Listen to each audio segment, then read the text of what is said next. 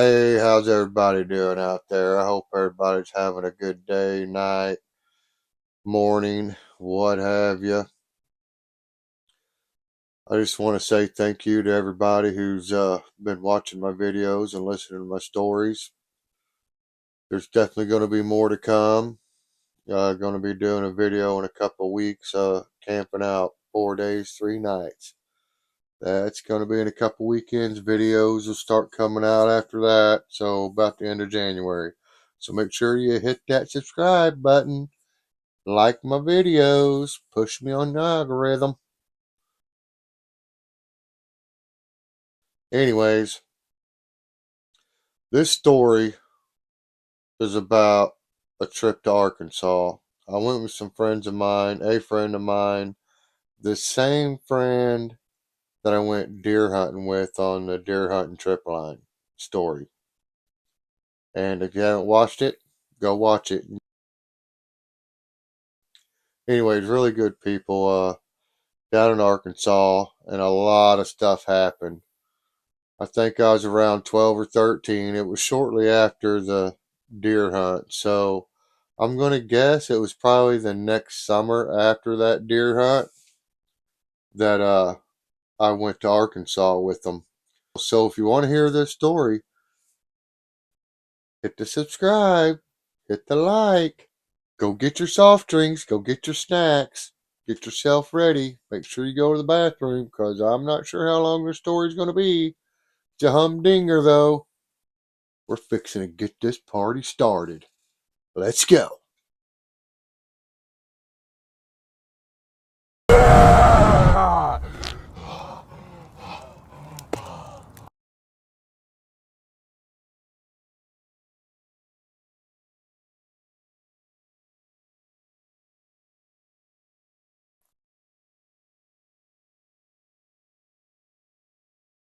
Believe. Bigfoot's out there. Don't worry if you don't believe in him, he don't believe in you. So, anyway,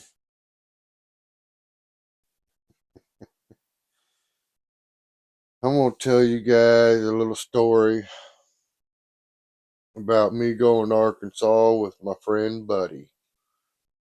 Now, like I told you, his dad's military, like retired, stayed in so long they kicked him out. You know what I'm saying? So, they invite me to go to Arkansas. His dad grew up in Arkansas, and he had recently bought some land down there close to the town where he grew up.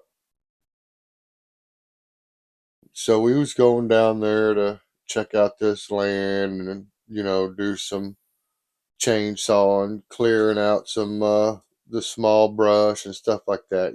Just clearing it up a little bit, clean it up. Oh, and they was going to look for water. So I was like, heck yeah, I'll go. So I can't remember if it was a week or 2 weeks, but it it almost feels like it was 2 weeks because there was so much stuff that happened.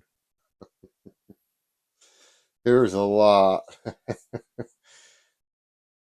Okay, so first thing, his dad, like I said, military, so he's real strict about certain things, and he sees things a lot different than the way me and Buddy seen things. And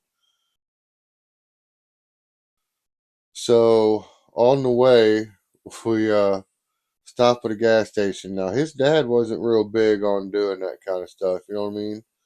If you had to go to the bathroom, you better go before we leave the house because we might not stop till we get there.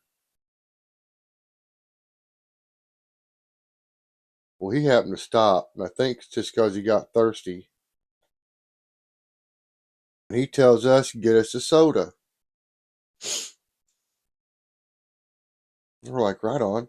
So we go in the gas station with them, and we're going to get us a fountain drink. And I go over, get my cup. First, I find out what size I can get, right? So He said he didn't care. So I got a large, put ice in it, started to put soda in it. Buddy stopped me. He's like, "What are you doing?" I said, "Man, I'm getting a soda. What do you think I'm doing?" He's like, "No, don't use ice." I'm like, "What do you mean?"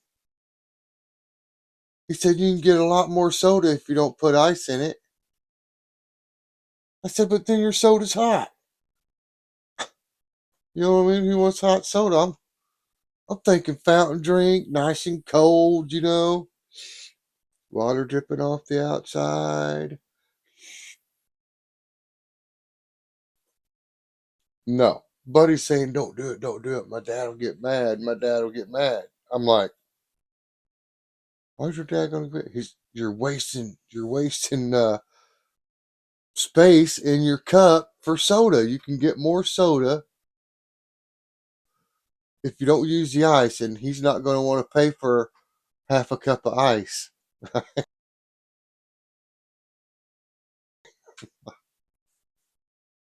I'm like, "All right, geez, geez Louise, buddy." I was like, "All right." So I dumped the ice out, whatever. And I'm pretty sure back then I was drinking mellow yellow. Oh, yeah. The old mellow yellow. And so I filled it up, and we got back in the car. We take off. So that was my first weird experience. It should have told me that this whole thing was going to be a heck of a time. So we finally get to Arkansas.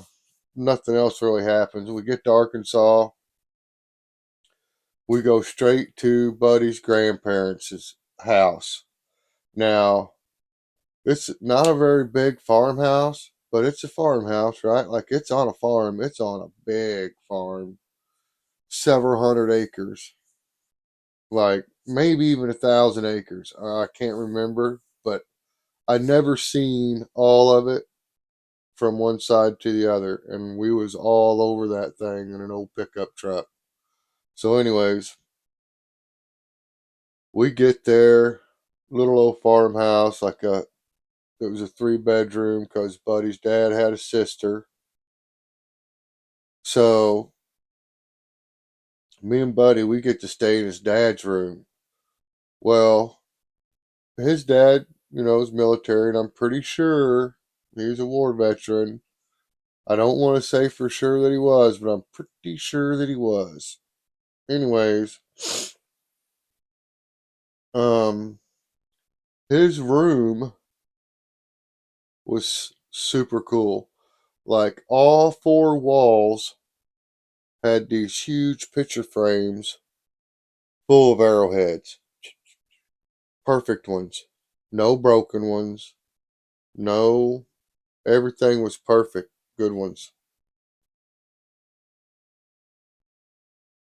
So I'm like, right away, I'm looking at these things, and I'm like, holy moly, because there's spear points, knife blades. There was, I mean, everything you could think of. Little pottery, pipes, little figurines. Oh, it was cool, man. His dad had all kinds of stuff. So, anyways, I'm checking it all out. Buddy's like, "That's cool, huh? That's cool, huh?" I'm like, "Yeah, where'd your dad get this?" It's like he found it all. And he found it all right here in Arkansas. I was like, "Holy moly, that's pretty cool." He said, "Most of it right here on my grandpa's property." I was like, "That's, you know what I'm saying? You guys, I'm telling you, whatever. It is a bunch. And the best arrowheads I've ever seen in my life. And a lot of stuff I've only seen hanging on that wall. And been, I've seen other collections. None like this one. Anyways, so we get all settled in. We stay the night. We get up. His grandma's like old school grandma. So as soon as we wake up, we're smelling everything. You know what I mean? Eggs, bacon, biscuits and gravy. It's all laid out. So We get up, and this bacon was like, I, s- I think it was almost a half-inch thick, right? It was almost like a ham, but it was bacon. Man, it was thick. Anyways, it was chewy, but it was good. And never had bacon like that before. So we eat breakfast. First thing we're going to do is go check out this property. So we was like, right on. We get in the truck with Buddy's dad. Now it's just me, Buddy, and his dad. I don't remember anyone else going because Buddy had a sister, but I don't remember Buddy's sister going on this trip. No, she was not there. And his mom stayed back with Grandma and Grandpa. She didn't go out to the property. Buddy's mom's super cool. So his dad was too, or is. His dad is super cool too. But so we're gonna head out to the property, and I'm like, "What are we gonna do? What are we doing?" Brr, brr. And his dad's like, "We're gonna go out here and try to find water."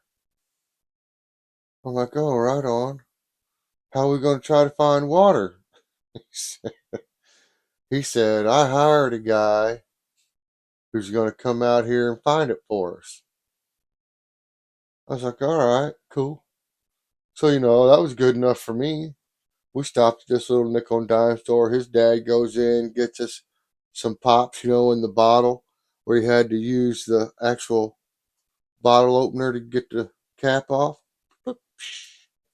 And he gets us a couple Cokes, I think. And we leave. Well, he got gas for his chainsaw, too. Anyways, that don't matter. I don't guess, really. I don't know, maybe because we do use the chainsaw. But we take off. We get to the property. And I can't remember. I think it was like 20 acres. It wasn't real big, but it wasn't real little. I mean, I think it was 20 acres wooded. It had a pond on it. And so when we got there, me and Buddy wants to see this pond, right? But his dad, we got all stick together until this guy shows up that's going to find water. So this guy shows up, and he's like this older guy, probably like my age now. That's what about probably how old he was. He's probably in his 50s. He had big old water chewing back in, that Levi Garrett kind, red man, big old jaw full of it, back of juice down his face. And it was like stained on there. Like even if he went like that, it would still be there. And it just run out of his face. It was the darndest thing I ever seen in my life. And this is in Arkansas. So, anyways, me and Buddy were like looking at each other, looking at this guy. We're thinking, how's he gonna find water? How's this guy gonna find water? Now he's got one of them funny hats on too, kind of like a what are they called? A derby kind of like hat. Anyways, he's a funny looking guy. So Buddy's dad was like, "You guys want to watch this guy find water before you go look at that pond?" We're like, "Yeah," because he don't have nothing, right? He's just standing there. He don't have no tools or nothing, right? That we can see. I'm not seeing nothing. No tool belt, nothing. No, metal detector. And so we're like, yeah, we're curious as to how this guy's going to find water. So he goes over to his truck, comes walking back, and he has dowsing rods. I think that's what they're called, right? The rods, right? And he comes back with those. And me and Buddy's looking at each other like, what the deuce? So his dad's like, you boys get over here. This guy, he's like, where you want, where you wanting to find water, like where you want to put your well. His dad shows him where he's wanting to put his house and where he wants the well and all this stuff. And me and Buddy's waiting to see how this guy's going to find water. So, anyways, they get everything explained and he takes off walking, right? And he's holding them rods out. He's walking real slow and we're freaking right behind him watching. Then all of a sudden, the rods cross. He stopped, pulled one of them flags, wire flags, pulled out his pocket, stuck it in the ground. He kept walking. Anyways, he did this and did like a grid and had these flags were stuck everywhere that wire, them two wires crossed. He put a flag. Well, you could kind of see it was looked like a stream, kind of, right? And me and Buddy's looking at each other. We're like, this guy's crazy. Well, we'd seen enough, so we're going to go to the pond. So we take off. His dad's like, yeah, go ahead. You can almost see the pond. We knew where it was. Buddy knew where it was. I didn't. My first time. But we take off to the pond. We get to the pond. It's a pretty nice little pond. It's clean. I don't know if it was spring fed or not, but it was a clean pond. And we're just hanging out, checking out the bullfrogs and wondering what kind of fish is in it, if there's any, chucking rocks and looking for arrowheads. Yeah, we started looking for arrowheads right away. And so we're doing that, just messing around. And all of a sudden we hear this voice, right? And it's someone saying, hey, hey. Me and Buddy, we turn around, we're like, what the? And there's like a old road. I mean, it was grown up. You could just barely tell the you know wagon trail went through there. It was just these two narrow lines that went through the grass to a fence where there was a gate. That's There was someone standing at that gate, and they're like, "Hey, hey!" And it was this little kid. I think he was probably around 6 or 7. He was a little guy, and he had a fishing pole. And so apparently he'd been going back there going fishing. His mom and dad owned property right next door, right? And so me and Buddy, we're like, we don't care. Whatever, little dude. And he comes in and, Buddy tells him it's okay. So he comes in there and he starts fishing. And me and Buddy's watching him fish because we're trying to find out if there's fish in there. Well, apparently there is because this little boy's been coming up here catching fish, taking them home, and they've been eating them. So there was catfish in there and some big old perch, bluegill, I should say. But so while he's fishing and we're watching him, seeing what he's catching and how big they are, and it's all pretty good sized fish. Everything was healthy in that pond. We heard another voice, and they was hollering this little boy's name, and I can't remember what his name was, Andy or something maybe. I think it started with an A. Alex, Andy, something like that. And it was girls, these two girls' voices. And me and Buddy see them crossing the gate. They're just coming over, and they're about our age.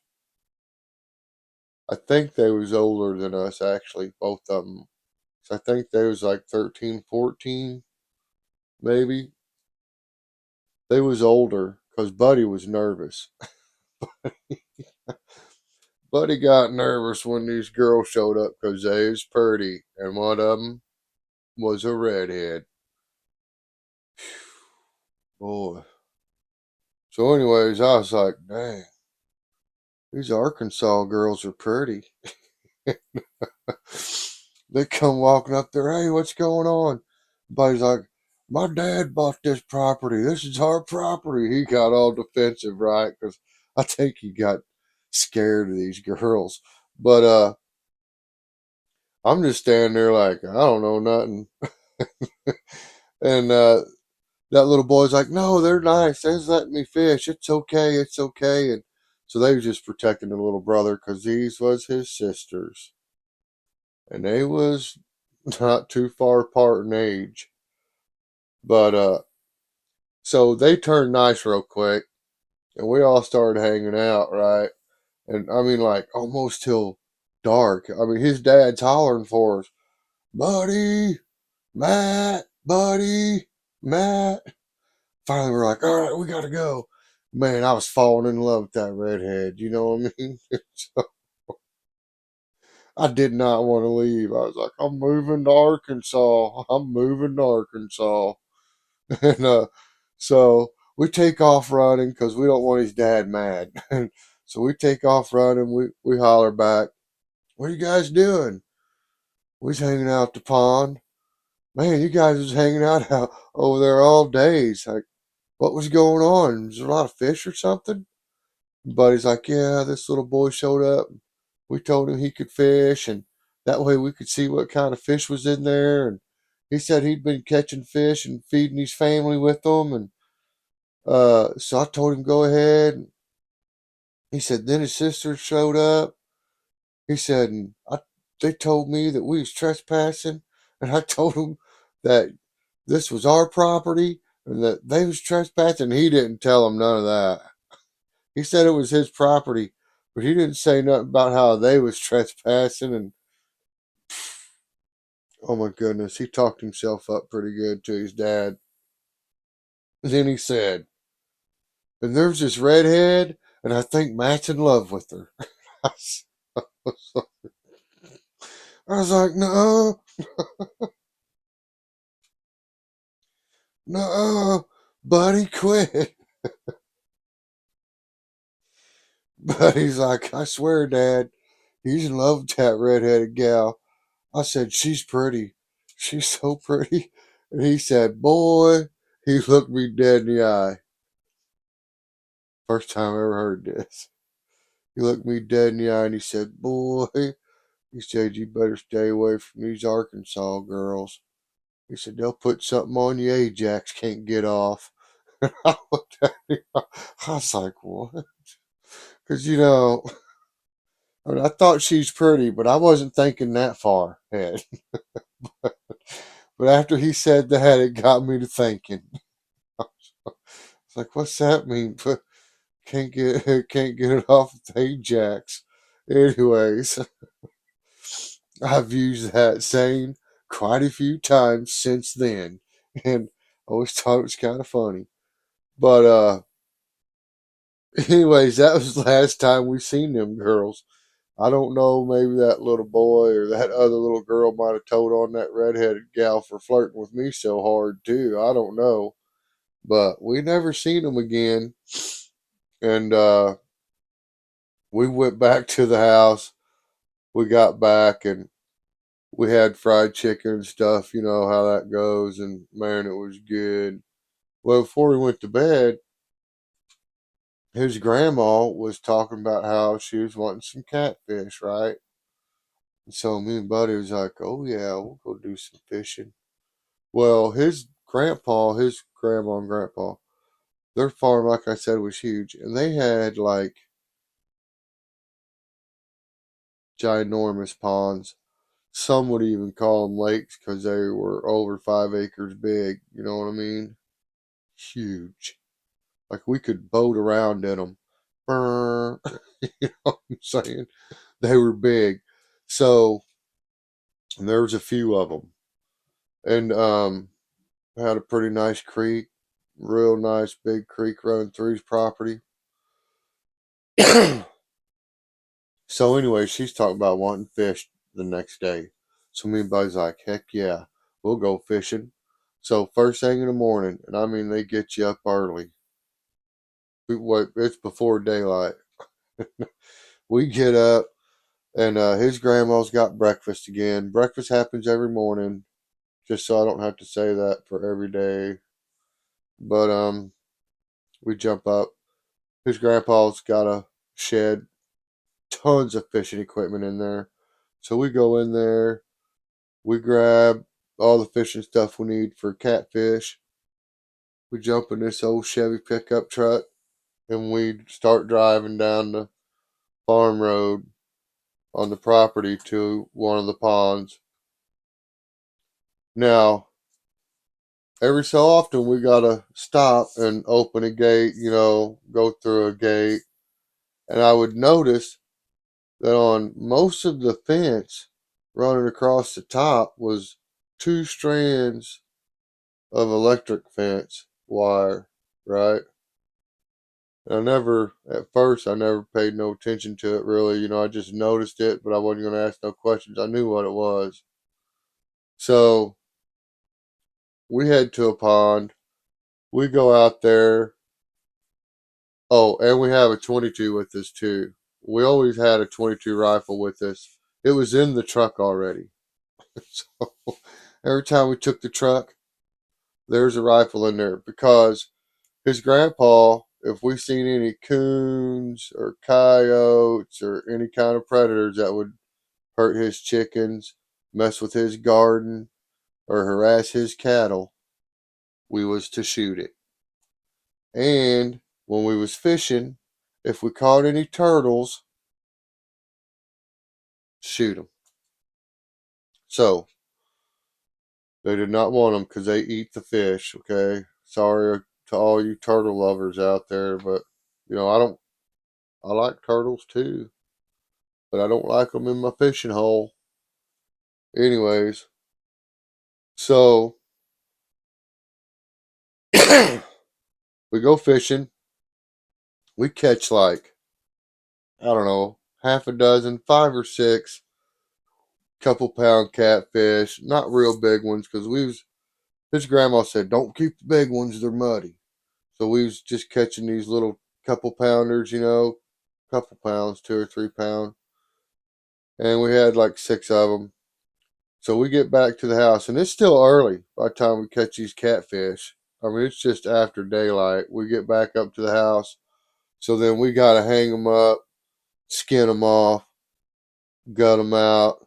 Then we take them into his grandma, and she filleted them up because we wasn't that good at filleting yet. We were still pretty young.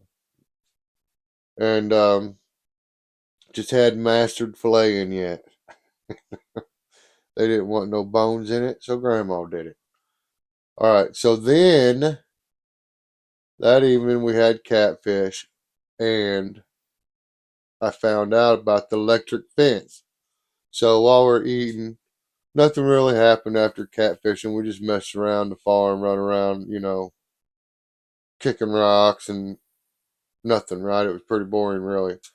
And then dinner, we had the catfish, really good. And his grandpa brought up that he needed to fix the fence, electric fence. Some of the insulators were broken, and because he didn't want his bull to get out. And I was like, bull? But I didn't say nothing. I was just thinking it. I was thinking, bull? And he keeps talking.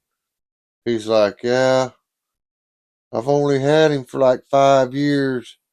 He's prize. He's money. And he's talking about how much this bull's worth because he breeds this bull, right? Breeds it out. You guys know what I mean.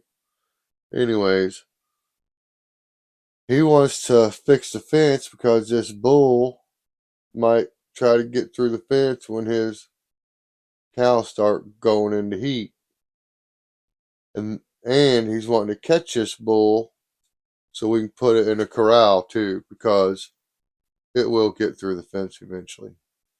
So anyways, he's wanting to fix the fence and then we're going to catch the bull later. So the plan is get up in the morning, go out to fix the fence, get it fixed, then go round up this bull and get it put in this corral behind this big barn. It was a giant barn, just like the kind you see like in the westerns, great big 2-story jobby. Anyways, red and everything. It was cool. But so that's the plan. We're gonna get up. We're gonna go fix electric fence, high voltage fence.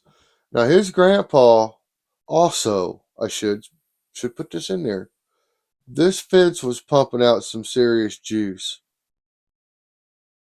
He run this fence through his garden in between the rows or somehow. We never got in the garden. I never really seen how the electric fence was ran. I only heard his grandpa explain how he had put the fence through the rows somehow because he was sick and tired of these raccoons getting in there and eating his corn and his tomatoes and cucumbers, right? So when these raccoons or possums or anything would get in this garden, if they hit one of them wires, it would fry them. It killed them. So I don't know how much juice was running through this electric fence, but it was killing critters. You know what I mean? Small animals, it would fry them. So he was like, "You guys stay away from the fence." Always telling us to stay away from the fence. Whole time I was there, stay away from the fence, right? Well, except for the morning we were going to fix it. And I wasn't even by the fence. I still was staying away from the fence. I was just a relay guy when we got up and started working on the fence. So here's the deal. So electric fence has a switch box, right? This was an old school one. It looked like a breaker box. This thing was big. It literally looked like one of them old switch breaker boxes. You know what I mean? It had a big red handle switch. It had a red light on it that looked like a tail light off like an old 40 mile, them round tail lights. Big red light. And when that fence was on, that light was on.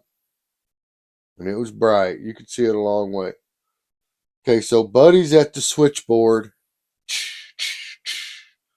I'm halfway, and we're talking about, I'd say I was anywhere from 50, 75 yards from Buddy. I was far enough away yelling. Me yelling to him wasn't good enough. We had to use hand signals. You know what I mean? I'd have to wave at him, tell him off on. I can't remember the gesture we used, but his dad would give me some signal and then I'd give it to Buddy. And that's the system we had out, right? And I was a little bit closer to Buddy's dad than his grandpa. So what was going on was Buddy's dad would give me the signal, turn the power off. Buddy'd shut it off. They'd take an insulator off, put a new insulator on, give me the signal, turn the power on, turn the power back on, right? And we did this moving down this fence. Now, there's a lot of fence on this big farm, as you guys could imagine, right? But we wasn't never so far away that everybody couldn't see everybody. Couldn't hear them, but you could see them. So, I don't know, we get probably about 4 or 5 insulators in. He's changed them. And we're doing good, right? No mishaps, no messing up, nothing's happening. Buddy's dad gives me the signal to have Buddy turn the power on. I give him the signal. As soon as I give Buddy the signal, turn the power on, I look back down towards his dad, and his dad's giving me the signal to shut it off. Shut it off, he said. And so I look back at Buddy, and Buddy's looking at me, but I see him. He goes, he turns it on. I see that red light come on. Right when that red light comes on, I'm telling Buddy, shut it off. And I look back, and his dad's like this, just shaking. Shut it off, shut it off. And Buddy's like, he's freaking out. And it didn't really last that long, like 5 seconds, maybe, maybe a little bit longer than 5 seconds. But I'm like, shut it off, shut it off. And I'm yelling and screaming. So Buddy, I see him. He reaches up and he shuts it off. And I look back at Buddy's dad. And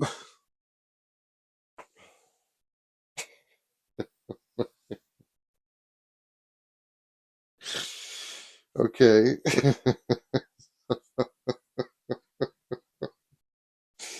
Buddy's dad didn't have a hat on, right? Okay, so he's military. And he always had a flat top.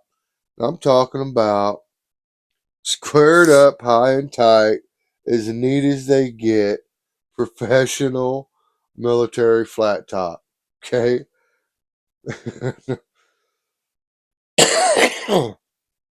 Oh my goodness. I look back at his dad. His daddy lets go of that wire. I see him let go of the wire, and he looks down the fence at me, and you can just see the steam. His hair stands straight up, and the steam's just coming off his head. He was hot. As soon as he got electrocuted, the steam started coming off of his head. He just started steaming. He's just steaming. As he let go, he looked at me, and I looked right at him. I said, I told him to turn it off. Well, he heard me telling him to turn it off because I started screaming it. And it all happened. It was like that, you guys. Like Buddy didn't know.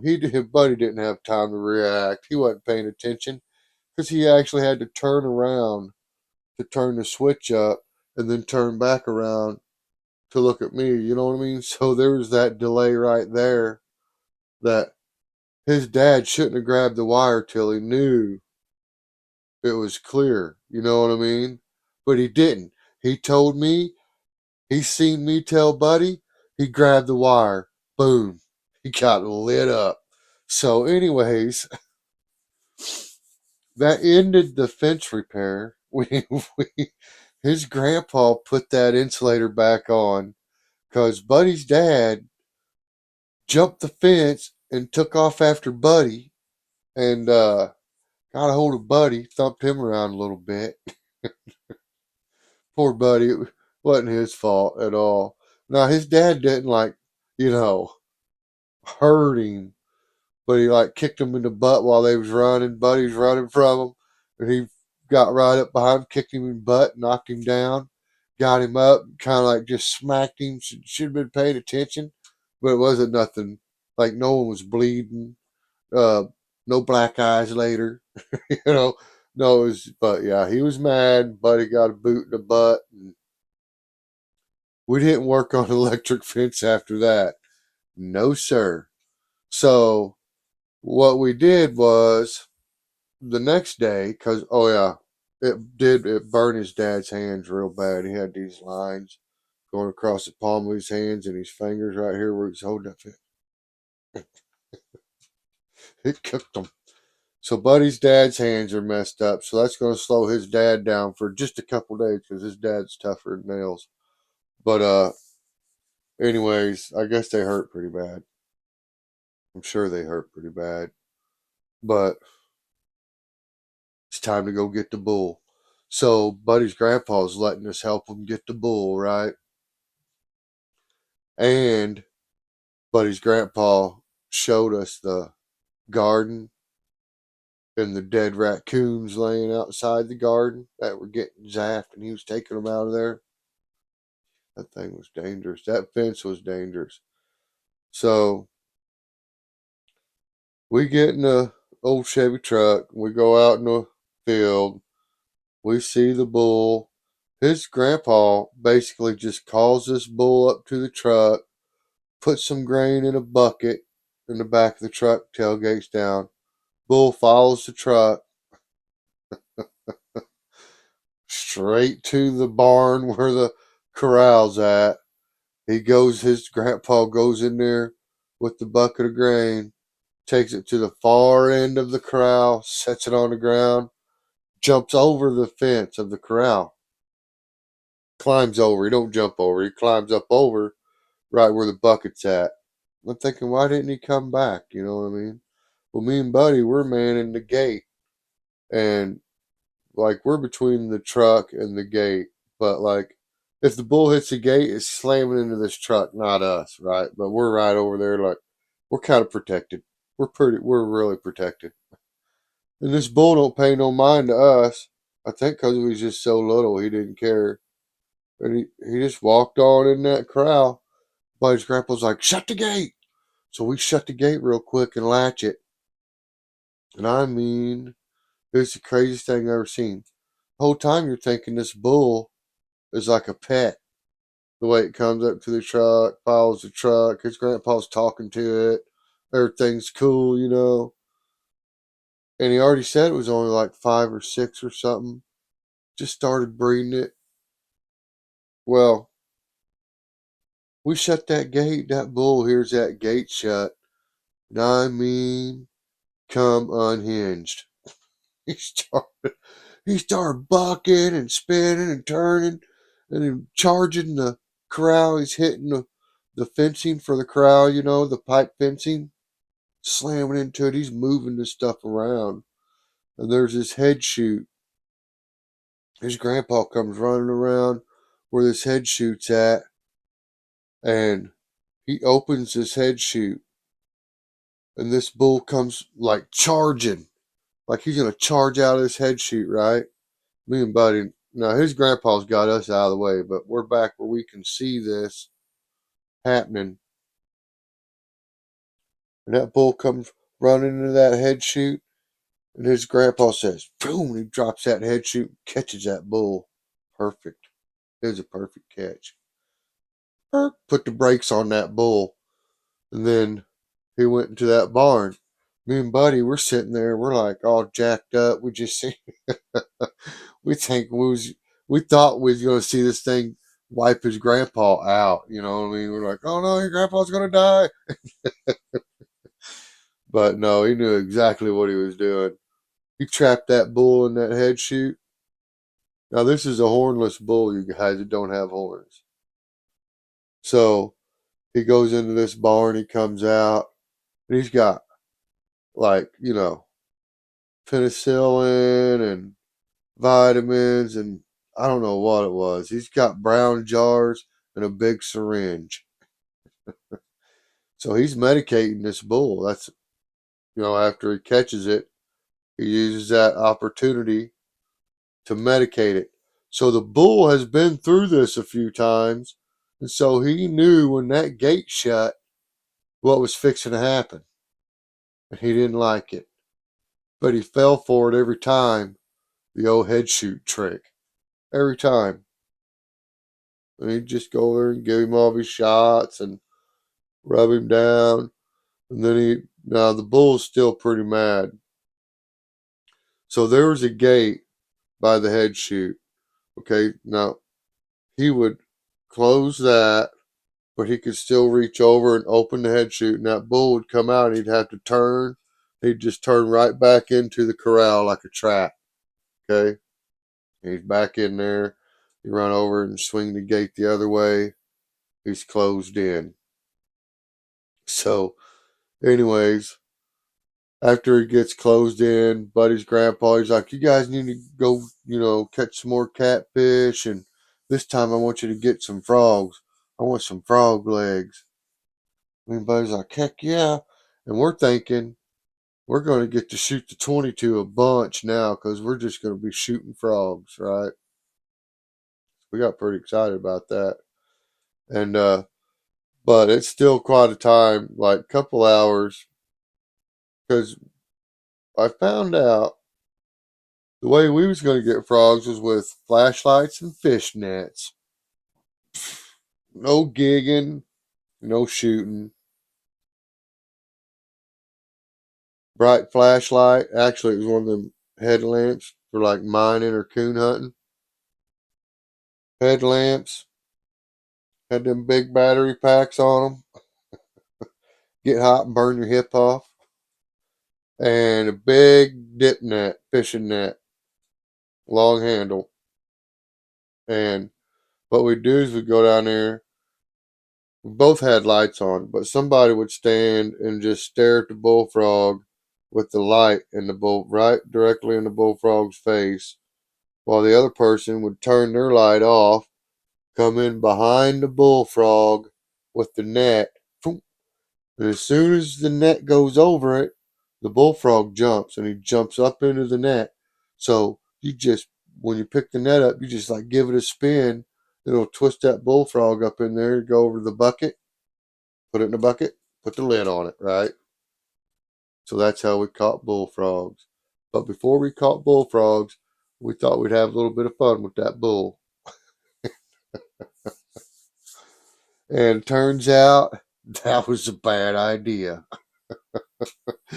His grandpa got on to us so bad. Now, we didn't hurt the bull. We didn't do nothing mean to the bull. But we was, outside the thing, messing with it.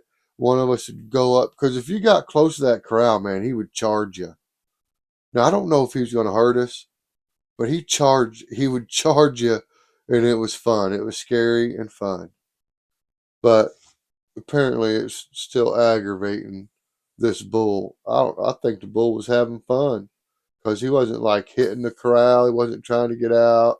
It was like he knew we was having fun. I don't know. I'm probably wrong. But anyway, we got in trouble for teasing the bull. But that night, we grabbed the fishing net and we grabbed the flashlights and we go down to the ponds. We just go to the closest one. It wasn't a real giant one. It was like a couple acres big or something. But it had a lot of bullfrogs around it. It was the closest pond to where his grandpa had like the feedlots and stuff. Like not feedlots, but like the silos where he stored all his grain and whatnot. So these bullfrogs were huge. And it's from because there were so many bugs there too, right? So these bullfrogs were big there. We go down there, we catch about, gosh, I don't know, probably 15 or so, a bunch. 5 gallon bucket felt like it was full. That's how many that's how many bullfrogs we had. So we go back up to the house, and we caught catfish too. But the catfish was basically being caught on fishing poles, set up on the bank. While we're walking around the bank catching frogs, we hear the bell go off.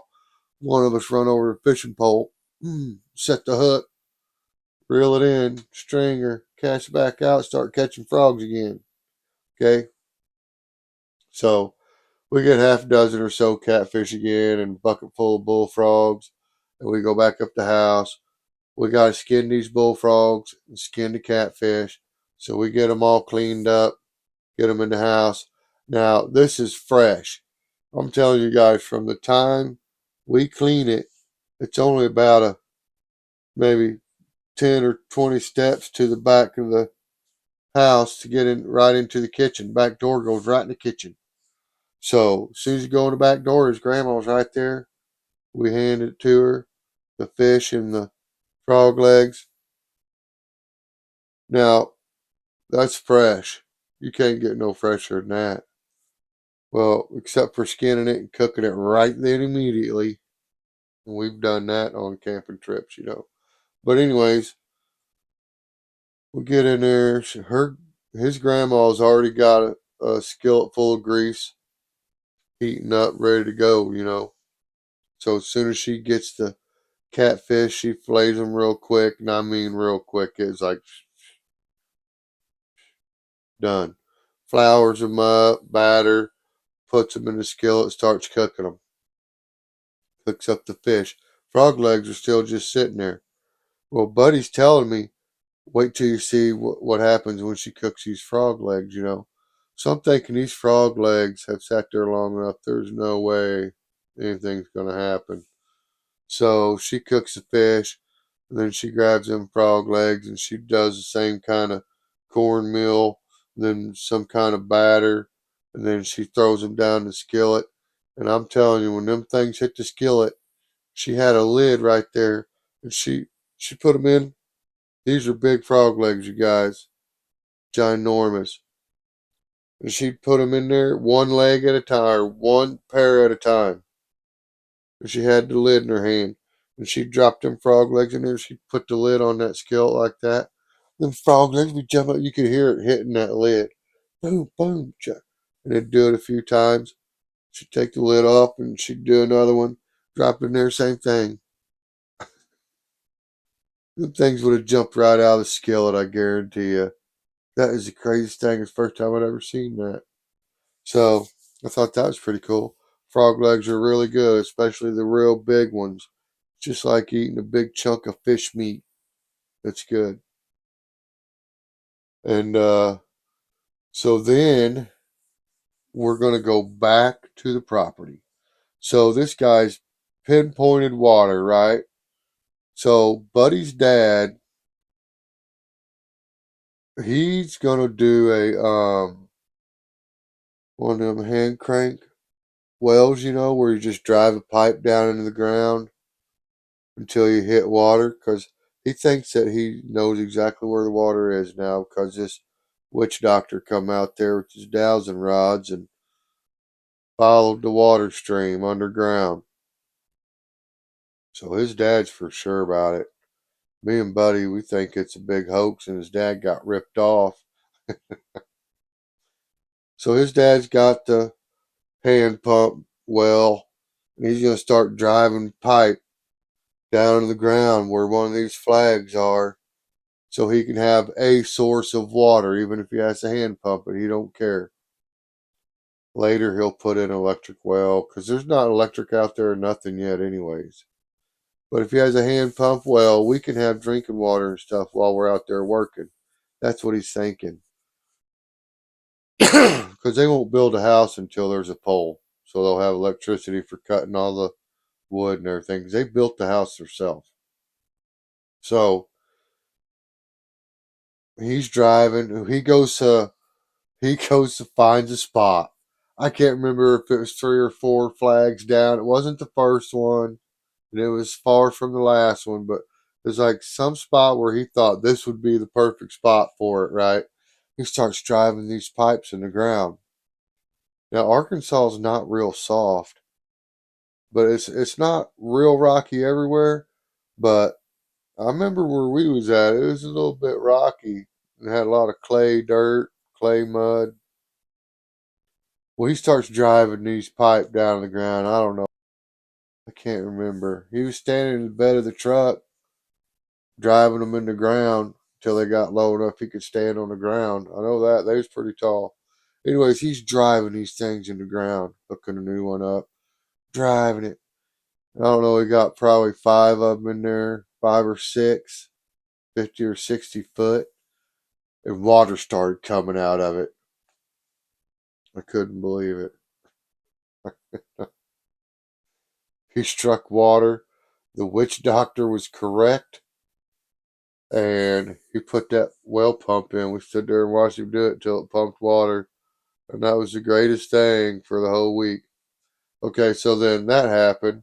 We went back home, got back to his grandma and grandpa's, and kind of had a day where we wasn't going and doing nothing right. We're just going to be doing our own thing. We don't have no chores to do. We ain't going nowhere. We're just going to go mess around on the farm, you know. So we decided to go to this big barn where the bull's at, but we're not going to mess with the bull. We already got in trouble for that. But we're going to go up to the top part of this barn because Buddy's grandpa's like, or Buddy's grandma told us that there's a bunch of kittens up there, and she wanted us to go catch these kittens for her so that she could name them and, mess with these kittens. And she did not tell us these things were absolutely wild. So me and Buddy, we go in there. We're thinking we're just gonna go pick up some nice little kittens, carry them into the house to his grandma. No. So we get upstairs. We go up to the top loft of this barn, And when we get up there, and I mean, cats go running everywhere. Big cats, medium-sized cats, and kittens. And they just scattered everywhere. And it was more than just a few. I mean, I don't know, I was little, but it seemed like a good 20 or more cats in that barn. Which I couldn't understand why there were so many birds in there with so many cats. And these were barn swallows, which are, really good birds to have on your farm, especially if you have ponds that, incubate mosquitoes. These guys, these barn swallows, that's their main diet. They love mosquitoes. So the barn was full of barn swallows and cats all on the same floor. But barn swallows, they build their nest out of mud. So they're right up against the ceiling and the rafters, the roof joists and everything. They're right up. Cats can't get to them. They can't get up there. And the cats, though, they're keeping the mice down and the rats. Because she's wanting to name these kittens. She'd been out there and seen them or something. I don't know. We got talked into going after them. So we go in there. They're wild. We're trying to catch them. As soon as you do get a hold of one, this thing will turn on you. I mean, quick turn and just like a little Tasmanian devil. You know what I mean? Biting and everything. Not just claws. Not just meowing real loud. They was really biting you. And so we didn't take any gloves first time. So we go tell his grandma what's up, that they're wild. We don't want to catch them. We're all cut up, bleeding. She cleans us up, puts band-aids where it's bad. Rest of it just gets alcohol and some kind of salve. I don't even know what it was. Probably Pred or something. I don't know. But she tells us where some gloves are and tells us to go catch them kittens. She wants to name them. Well, we're headed out. We got these gloves on. They're huge. We're little. They're like welding gloves she gave us. They're huge. Anyways, we had to hold our hands up or we couldn't keep them on. You know what I mean? We're walking out there. His grandpa's like, "What are you guys doing? What's going on?" Buddy's like, "Grandma wants to go catch them kittens so she can name them." He said, "Do what?" He said, "No." He said, "Go put them gloves up." He said, "Them things are wild. Y'all gonna get rabies." And he said, "There's no telling what kind of infection you're gonna get from all them bites and scratches." He said, "That woman's crazy." He said, "You ain't catching them cats." We was like, "All right," because we didn't want to do it anyways, right? So we headed back to the shed where the gloves came from, where she told us to get them. We throw them things off, put them back over by the welder. Me and him slip. We go bust a move. We already know we need to catch some catfish, so we spent the evening down at the big pond fishing. But this time we didn't just catch catfish. We caught some big bass and some big old bluegill. I mean, they had to have been hybrids. They were huge, giant. And we had a bucket. We just filled the bucket full of all kinds of fish. Took them back to the house. As soon as we got back to the house, it was just before dark. We're cleaning the fish, scaling the ones that need scaled, cleaning them all, skinning the catfish, get all the fish cleaned up, take them into the house. Man, we thought we was doing good, right? And his grandma was so mad we didn't catch them kittens. Man, she chewed us out and told us we had to cook our own fish. I was like, what? Cook our own? We looked over at his grandpa, me and Buddy. His grandpa was kind of grinning. He shrugs his shoulders like, "That's on you." You know what I mean? Maybe we was lucky that's all we got. I don't know. That was pretty mean, and she's pretty mad. But that wasn't no big deal because Buddy's dad knew what was going on, and he was like, "It's all right, boys. I'll help you." So his dad jumped up. He's laughing. His dad was laughing. He knew it was coming. He knew his mom was going to be mad. So he jumped up, and his dad actually cooked it.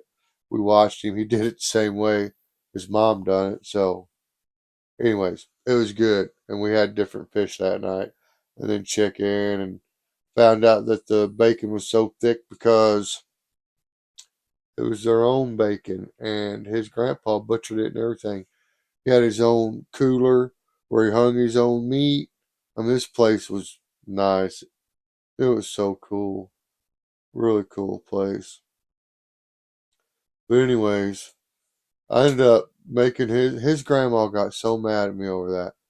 Well, we went out to the barn, and this was the last day we was there. I don't know why we did it. Boredom maybe. But we went back out to that barn. And we're thinking we're going to catch some of these cats, right? Because we wanted to make it right with his grandma. This is the last day. So we're like, let's do it. Let's go catch these cats for your grandma. So we go back out in the barn. We're trying to catch these cats. They're fast. We cannot get a hold of these cats. And then when we do, we're actually pretty scared. We don't really hold on to them. It was hard to do. So we abandoned the cat thing. We start messing with these birds. And there's these really long 2x4s. I feel really bad about it now, but back then I didn't know. I wasn't thinking. I didn't even have a clue. And we didn't kill no birds. We didn't kill no babies or nothing like that. But what we did do was at the wrong time of the year, which could have caused some casualties later. Like there wasn't no eggs or nothing, but these barn swallows were building their nest to start breeding, to have babies right before winter. You know what I mean? It was late summer, midsummer, and they're trying to breed and make their nest, and me and Buddy's tearing them down. Anyways, I don't know how many nests we knocked down. A bunch. But we didn't say nothing about it. His dad hollers for us. We come running out of the barn, go in the house, grab our bags, throw them in the car. Everybody does their, loves yous and see you laters and all that. We take off. We get back to Missouri. I go home, tell mom about everything that happened, especially the redhead. I told my mom about all the girls that I like, but my mom was cool. My mom is cool. My mom's super cool. But anyways, um, I told her the whole adventure. She's like, "Oh, it sounds like you had a really good time." Now, I didn't tell her about the barn swallows. I hadn't told no one. That was right at the last minute. Felt bad about it on the way home. Didn't want to talk about that. Buddy's mom and dad come to my mom's house, my house. They show up the next day over, and I didn't think nothing about it. I thought everything was cool. It's gonna be all right. Well, apparently his grandma, grandpa, somebody went out to that barn after we left and went upstairs, and I'm thinking it was his grandma trying to catch them kittens and seeing all the nests that we had knocked down. And so, anyways, Buddy's dad thought it was funny. He didn't think knocking the nest down was funny, but he thought that his mom and dad saying that me and Buddy was just too mean when we hung out together and that I wasn't allowed to come down there with Buddy anymore. He thought that was funny. Because he's telling me, don't worry about it. Don't worry about it. But that's what they said, but don't worry about it. That's what, and I'm thinking, what? So am I supposed to be upset or am I not supposed to worry about it? Because eventually I didn't need to worry about it. I did go back down there and I got a chance to apologize about the bird nest and his grandpa, giving me and Buddy a lesson about the bird nest. So, you know, that happened. But yeah, it was a good time. I know that even through all that, we did all that, that no matter what, if something was bugging me or going on, I could have talked to any one of those people and they would have listened to me, help me out. So I want you guys to know if something's bugging you, you got something on your mind, something bringing you down, don't try to do it by yourself. You don't have to. You can if you want to, but it's a lot easier. You reach out to a friend or a family member. And if you don't think you can talk to someone you know, call someone you don't know. Call 988. Go talk to your neighbor you don't never talk to. Go try to, make a new friend maybe. I promise you, there's a million people out there that care about you and thousands that love you. And I'll bet you they're a lot closer than what you think. So if you're sitting there and you're bummed out, don't sweat the little stuff. Don't let the little things bring you down and turn it into something big. Squatch it. Keep on keeping on. Peace.